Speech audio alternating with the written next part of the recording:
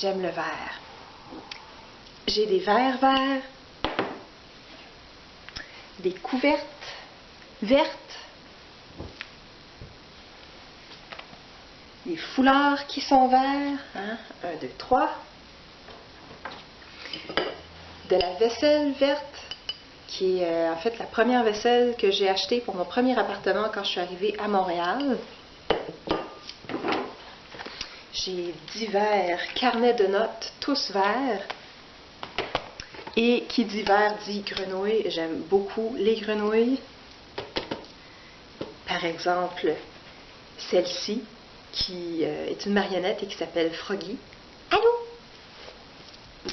Ou encore celle-ci, qui est d'un beau vert forêt, vert émeraude. Et ne pas oublier Yoshi, que j'aime beaucoup. Donc, j'aime le vert. Et aujourd'hui, YouTube, je te parle de Vert, Histoire d'une couleur, qui est un livre rédigé par Michel Pastoureau, qui est un historien médiéviste, spécialiste de la symbolique des couleurs, des symboles et de l'héraldique. Donc, il se concentre surtout sur la période du Moyen-Âge dans ses travaux, mais dans le contexte de ce livre, il déborde de ce cadre. Donc, il va parler de la couleur dans l'ancienne Grèce, la Rome antique, il va aller jusqu'au romantique et jusqu'à la période d'aujourd'hui.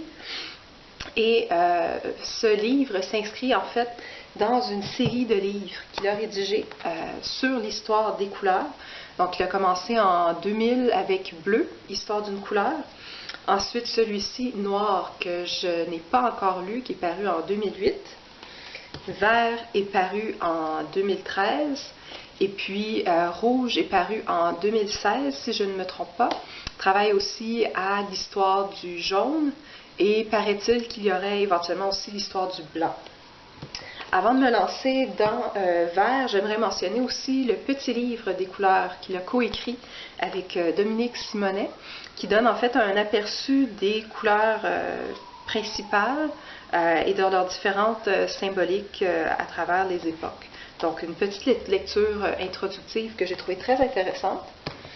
Mais bien sûr, ma couleur préférée étant le vert, c'est avec beaucoup d'enthousiasme que j'ai lu ce livre.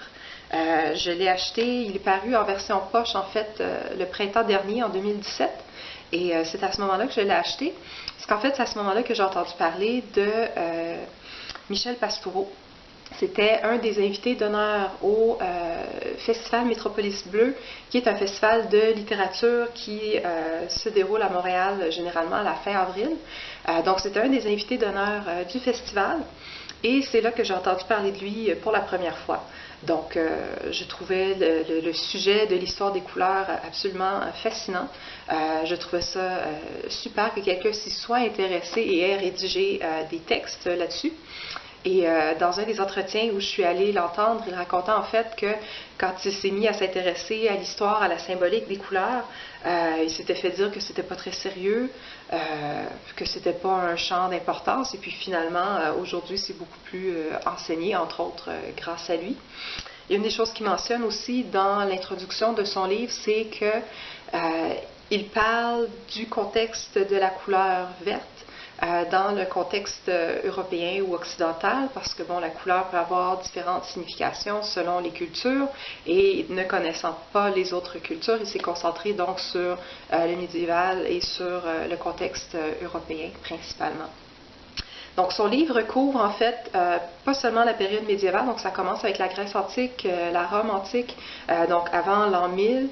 Il y a une section sur le Moyen Âge, une section ensuite sur la période romantique, et puis on arrive vers la fin du livre avec la couleur telle qu'elle est perçue aujourd'hui, souvent comme étant la couleur de l'écologie. Mais c'est une couleur qui a été, qui a eu des significations changeantes à travers le temps. Entre autres parce qu'en teinture, c'était une couleur qui était difficile à fixer. C'est une des choses qui explique dans le livre, que j'ai trouvé bien intéressant. Et pendant longtemps aussi, il n'y avait pas de couleur verte parce que les teinturiers avaient le droit de teindre soit en bleu, soit en jaune. Et donc, pour combiner le bleu et le jaune ensemble pour faire du vert, en fait, ça ne se faisait pas. C'était illégal de mélanger des couleurs. Donc, de un, il y en avait soit pas beaucoup, de deux, ceux qui en faisaient, en fait, il y avait de la difficulté à le fixer, à ce que ce soit vraiment un beau vert qui reste franc sur les tissus. Donc le vert était perçu comme une couleur changeante, qui est devenue éventuellement aussi associée à des choses négatives, comme le diable était souvent perçu comme ayant la peau verte, les sorcières avaient la peau verte, les serpents qui sont verts, les poisons, etc. Donc il y a eu une réhabilitation ensuite avec la période romantique où on faisait un retour vers la nature, vers la verdure, le printemps, etc. C'était bien d'être en nature. Et c'est ça, aujourd'hui, donc, il est souvent une couleur qui est associée à l'écologie. Donc, c'est un livre que j'ai beaucoup aimé. Il raconte dans un langage qui est facile à comprendre toutes sortes d'anecdotes, toutes sortes d'usages, en fait, de la couleur vert à travers les époques.